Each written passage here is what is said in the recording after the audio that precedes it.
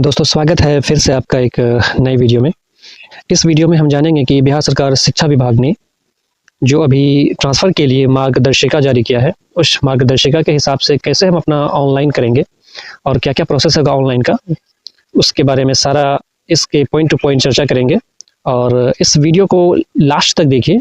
ये मेरा दावा है कि इस वीडियो को पूरा देख लेने के बाद आपको फिर किसी से ये पूछने की ज़रूरत नहीं पड़ेगी कि हमें ऑनलाइन कैसे करना है। तो चलिए बिना समय गवाए शुरू करते हैं। इस मार्गदर्शिका का जो पहला नंबर पॉइंट है, इसमें साफ-साफ लिखा हुआ है कि ई शिक्षा कोष पोर्टल के द्वारा आपका आवेदन लिया जाएगा। ई शिक्षा कोष पोर्टल यानी जो आपका ऐप है उसके द्वारा नहीं, जो गूगल क्रोम का जो ये वेबसाइट दिया हुआ है, इस वेबसाइट के जरिए हम लोग लॉगिन करेंगे और जो टीचर का अपना आईडी और पासवर्ड है, उस पासवर्ड को डालते हुए लॉगिन करके हम अंदर जाएंगे। लॉगिन कर देने के बाद हमारे जो स्क्रीन है, मेन स्क्रीन डैशबोर्ड जिसको कहते हैं, उस पर टीचर ट्रांसफ़र का ऑप्शन आ जाएगा। 7 तारीख को बताया गया है। उसमें बाईं तरफ जो मेनू होगा उस पर क्लिक करेंगे तो ट्रांसफ़र एप्लीकेशन फॉर्म एक ऑप्शन आ जाएगा। उस पर हम क्लिक करेंगे तो हमारे जो पंजीकृत मोबाइल है उसमें एक OTP आएगा। OTP को डालने के बाद हम उसे वेरीफाई करेंगे। वेरीफाई होने के बाद हमारा प्रोफाइल खुल जाएगा और हमारे सामने स्क्रीन पर एक ऑप्शन खुल के आएगा जिसमें लिखा हुआ रहेगा, क्या आप स्थानांतरण लेना चाहते हैं, हाँ या नहीं। अब जो शिक्षक स्थानांतरण लेना चाहते हैं, स्थानांतरण में भाग लेना चाहते हैं, वहाँ पे क्लिक करके अपना डाटा सबमिट करेंगे। और जो नहीं लेना चाहते हैं वो नहीं का ऑप्शन क्लिक करेंगे तो उनको कोई डाटा भरने का ऑप्शन नहीं आएगा, वो सीधा सबमिट कर देंगे। जो विद्यालय में है वो बने रहेंगे। तो इसमें थोड़ा कन्फ्यूज़न दूर कर दूँ कि कौन भरेंगे। जो नियमावली आई हुई थी उस नियमावली के अंतर्गत जो भी एलिजिबल है, नियोजित टीचर को छोड़कर सभी लोग इस फॉर्म को भरेंगे, चाहे वो ट्रांसफ़र लेना चाहते हैं या नहीं लेना चाहते हैं। वो इस शिक्षा कोर्स पर ऑनलाइन सबको करना है। इस बात से ये क्लियर हो गया कि सबको ऑनलाइन करना है और जिनको ट्रांसफ़र लेना है वो हाँ का ऑप्शन करते हुए आगे बढ़ेंगे, जिनको नहीं लेना है वो नहीं का ऑप्शन डाल करके सबमिट कर देंगे। तो यहाँ पर क्लियर लिखा हुआ है। उसके बाद फिर अगला पॉइंट दिया हुआ है कि जो सक्षमता उत्तीर्ण शिक्षक हैं, अगर वो चाहेंगे कि हमको ट्रांसफ़र नहीं लेना है तो क्या ऐसा कर सकते हैं? जवाब है नहीं, वो ऐसा नहीं कर सकते हैं। उनको ऑप्शन देना ही पड़ेगा कि कहाँ ट्रांसफ़र होकर के जाना है। अगर वो ऐसा करते हैं कि वो ऑप्शन में जाते हैं, हाँ भरते हैं, लेकिन कोई ऑप्शन नहीं डालते हैं, तो उस केस में क्या होगा कि उस केस में वो जिस जिला में नियुक्त है उसी जिला, गृह जिला को उसको मानते हुए उसका जो फिर दूसरा बगल वाला जिला है वहाँ पर उसको पोस्टिंग कर दिया जाएगा। तो ऐसा गलती नहीं करें। अपना कम से कम पंचायत या अनुमंडल जो भी हो वो सक्षमता पात्र शिक्षक जरूर चुन लें। 4 नंबर पॉइंट में यह लिखा हुआ था। 5वां पॉइंट में है कि जो सक्षमता उत्तीर्ण स्थानीय निकाय के शिक्षक और शिक्षिका होंगे उनको लॉगिन करने के बाद जो उनका रोल नंबर है और जो उनका आवेदन संख्या है वो स्क्रीन पर स्वतः प्रदर्शित होगा। 6ठा पॉइंट में लिखा हुआ है कि जैसे आप हाँ करेंगे, हाँ कर देने के बाद आपको वहाँ पर जेंडर भरने का ऑप्शन आएगा। जेंडर आप अपना भरेंगे और मैरिटल स्टेटस वो भी भरने का ऑप्शन आएगा। उस ऑप्शन को चूज करके ड्रॉप डाउन में होगा, वहाँ चूज करके फिर आप आगे बढ़ेंगे। आगे जब बढ़ जाएंगे उसके बाद फिर जो तीसरा ऑप्शन खुल के आएगा वहाँ पर वो होगा ऑर्डर ऑफ प्रीफरेंस।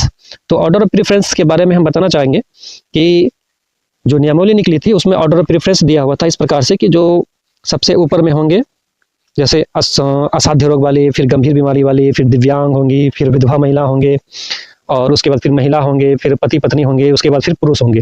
तो यही जो ऑर्डर ऑफ प्रीफरेंस था के हिसाब से आपका ड्रॉप डाउन मेनू आएगा, यानी उसके हिसाब से आप सिलेक्शन करेंगे और सिलेक्शन कर लेने के बाद यानी आप जिस कैटेगरी में आते हैं, चाहे फीमेल कैटेगरी में आते हैं तो महिला वाले कैटेगरी में डालेंगे, फिर दिव्यांग आते हैं तो दिव्यांग, असाध्य रोगी तो असाध्य रोगी वाला जो ऑप्शन को चूज़ करेंगे उसको चूज़ करने के बाद फिर आप आगे बढ़ेंगे। और फिर 7वां पॉइंट कह रहा है कि अगर आपने असाध्य रोग, गंभीर बीमारी, दिव्यांगता के आधार पर अगर नियुक्ति लेना चाह रहे हैं तो उससे संबंधित जो आपका प्रमाण पत्र है वो आपको जो सिविल सर्जन कार्यालय है उससे निर्गत होना चाहिए। उसको वहाँ पर अभी जाके आपको फिर ऑनलाइन करते समय अपलोड करना होगा। तो वो आप लोग पहले से बना के रख लीजिए ताकि उस समय आपको आपाधापी नहीं हो, परेशानी नहीं हो। फिर कह रहा है कि तत्पश्चात शिक्षक को गृह जिला से संबंधित सूचना को पोर्टल पर प्रविष्ट करना होगा।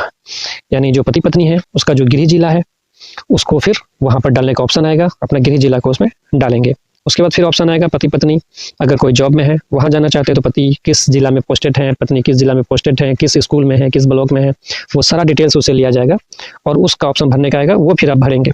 और अगर कोई पति दूसरे जॉब में है या पति दूसरे जॉब में है सरकारी तो उसका सैलरी स्लिप भी लगेगा डालने के लिए उसके बगल वाले पंचायत में जाने का मौका मिलेगा, तो वो भी आप कर सकते हैं। उसका भी ऑप्शन आएगा, उसका भी डिटेल्स भरना पड़ेगा।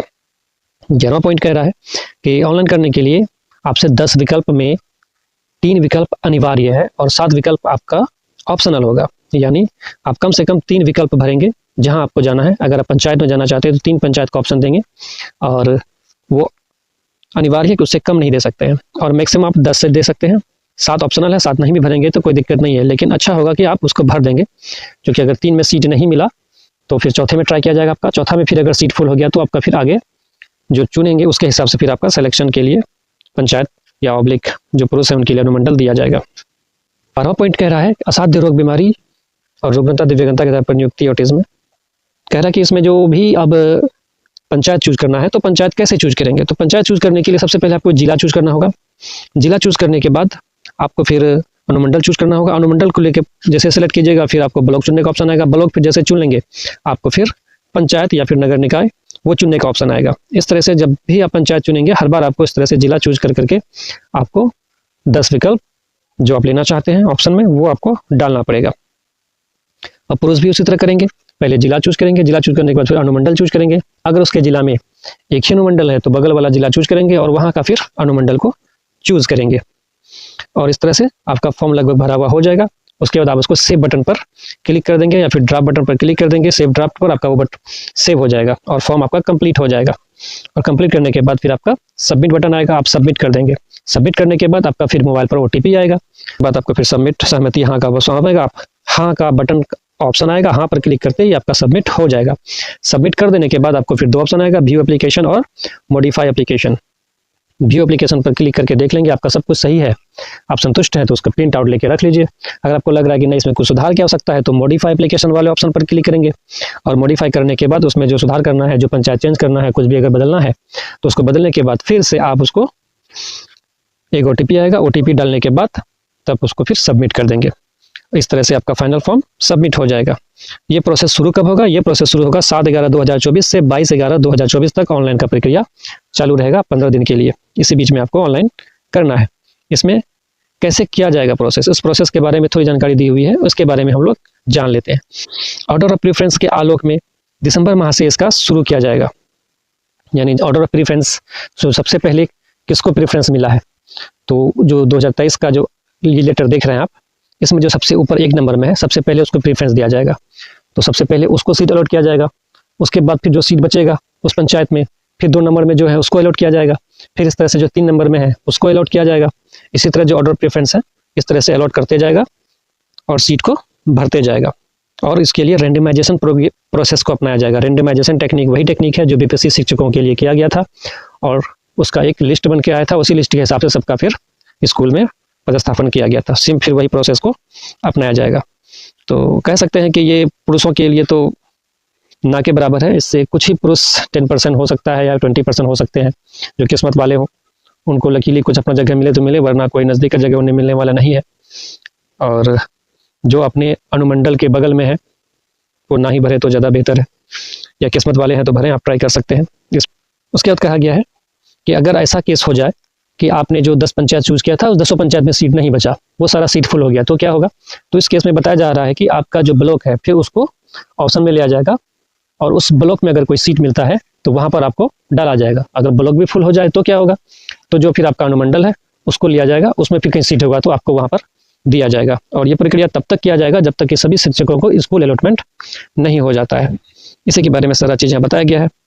वही चीज़ पुरुष के लिए भी लागू होता है और महिला के लिए भी। और कहा जा रहा है कि ये दिसंबर के तृतीय और चतुर्थ सप्ताह यानी दिसंबर लास्ट तक होते होते ये सारा प्रोसेस कंप्लीट कर लिया जाएगा और जनवरी के प्रथम सप्ताह 2025 में ये लिस्ट सार्वजनिक कर दिया जाएगा और आपको उस स्कूल में जाके योगदान देना होगा। और यहाँ पर आखिरी बात लिखा गया है कि जो सभी सक्षमता उत्तीर्ण शिक्षक हैं जब तक विद्यालय में अपना योगदान नहीं दे देते हैं तब तक आपको कोई लाभ नहीं मिलेगा। जिस दिन आप विद्यालय में योगदान दे देंगे उसी दिन से आपको विशेष शिक्षक का लाभ मिलना, विशेष शिक्षक का सैलरी, विशेष शिक्षक का जितने सारी सुविधाएं होते हैं वो मिलना शुरू हो जाएगा। तो इसका ऑनलाइन शुरू होगा तो मैं एक वीडियो बना करके आप सभी के लिए डेमो के साथ बना के दे दूंगा। आप उतना हड़बड़ भी नहीं करेंगे और जैसे वीडियो हो जाता है तो अपने मोबाइल से खुद से आप अपना कर सकते हैं, उसमें कोई दिक्कत नहीं है। वीडियो अच्छा लगे तो इसको लाइक कीजिए और चैनल को हमारा सब्सक्राइब कर लीजिए, अपना प्यार दीजिए।